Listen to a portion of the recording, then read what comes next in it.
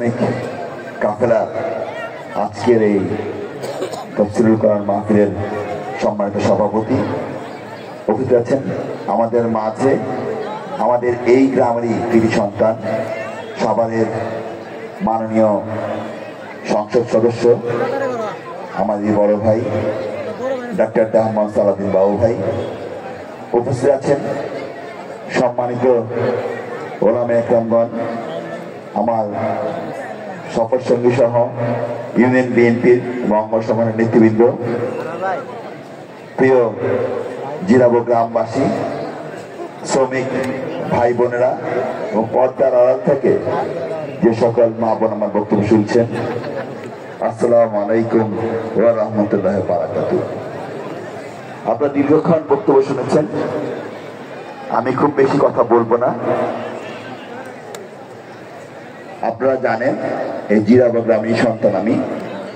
একদিন এই বিশ্বাস করতাম যে এই জিরাবো গ্রামটি আমার গ্রাম, এটা আমাদের গ্রাম। আজকে এই মাহফিলে এসে আপনারা প্রমাণ করেছেন এই জিরাবর গ্রাম আপনাদের গ্রাম, এই জিরাবর গ্রাম আমার শ্রমিক ভাই বোনদের গ্রাম। আজকে আপনারা এই গ্রামে আছেন বলেই হয়তো আমরা ভালো থাকি, আজকে আপনারা আছেন বলেই আমরা এই গ্রাম নিয়ে ভালো কিছু করার চিন্তা করছি। আজকে আমি এই শীতের মৌসুমে অনেকগুলো মাহফিলে যাওয়ার সুযোগ হয়েছে, কিন্তু আমার গ্রামে এত বড় মাহফিল আমি এটা চিন্তা করতে পারি না। আমি যখন গাড়ি নিয়ে আসছিলাম আমি বারবার শুধু অবাক হচ্ছিলাম। আমার কাছে মনে হয়েছিল যে প্যান্ডেলে মনে হয় লোক নেই, লোক মনে হয় চৌরাস্তার দিকে। কিন্তু আমি যখন প্যান্ডেলের কাছে এসেছি তখন আমি দেখেছি চৌরাস্তায় যত লোক আছে তার 4-5 গুণ লোক এই মাহফিলে আছে।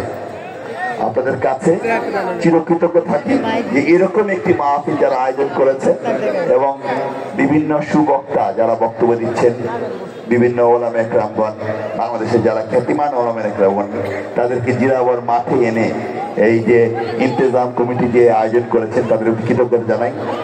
আমার সেই সাথে আরেকটা কৃতজ্ঞতা জানাই 5ই আগস্টে যে গণ অভ্যুত্থান হয়েছে, যেখানে আমাদের ছাত্র ভাই বোনেরা ক্রমান্বয়ে মার খেয়েছে, পুলিশের বাড়ি খেয়েছে,